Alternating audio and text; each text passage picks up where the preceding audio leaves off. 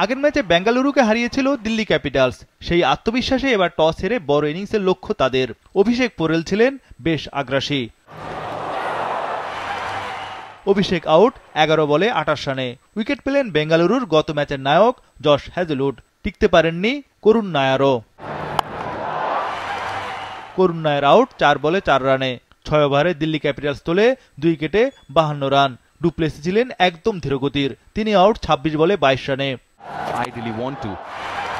10 ওভারে দিল্লি ক্যাপিটালসের সংগ্রহ 3 উইকেটে 72 রান। এতে বেঙ্গালুরুর বিপক্ষে চাপে পড়ে দিল্লি।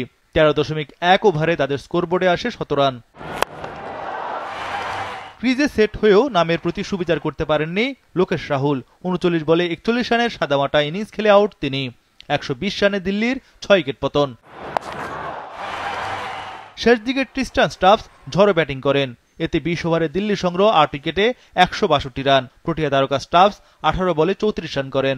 ওয়ালটন আবারও মিলিয়নিয়ার অফারে ওয়ালটন ফ্রিজ কিনে আপনিও হয়ে যেতে পারেন মিলিয়নিয়ার। 163 রানের টার্গেটে নেমে বিপদে পড়ে রয়্যাল চ্যালেঞ্জার্স বেঙ্গালুরু। তৃতীয় ওভারে জোড়া উইকেট পতন তাদের। ওপেনার জ্যাকব বেথেল 6 বলে 12 রানে আউট। দেবদূত পারিক্কাল গোল্ডেন ডাক। 2টি উইকেটে তুলে নেন অক্ষর প্যাটেল। রজত পতিদার 6 রানে আউট। 26 রানে 3 উইকেট চাপে পড়ে বেঙ্গালুরু। 6 ওভার শেষে বেঙ্গালুরুর সংগ্রহ 3 উইকেটে 35 রান। দলের বিপদে হাল ধরেন কোহলি ও ক্রুনাল পান্ডিয়া। 8 ওভারে দলীয় স্কোর 50-এ পৌঁছায়। 10 ওভারে বেঙ্গালুরু তোলে 3 উইকেটে 64 রান। বাকি 10 ওভারে দরকার আরও 99 রান। ক্রুনাল পান্ডিয়া সেট হয়েই মারমুখী ব্যাটিং শুরু করেন। কোহলি ক্রুনালের জুটিতে লড়াই ফেরে বেঙ্গালুরু। 38 বলে 50 তোলেন ক্রুনাল। কোহলি 50 পূর্ণ করেন 45 বলে। এতে ম্যাচে জয়ের দ্বার প্রান্তে বেঙ্গালুরু।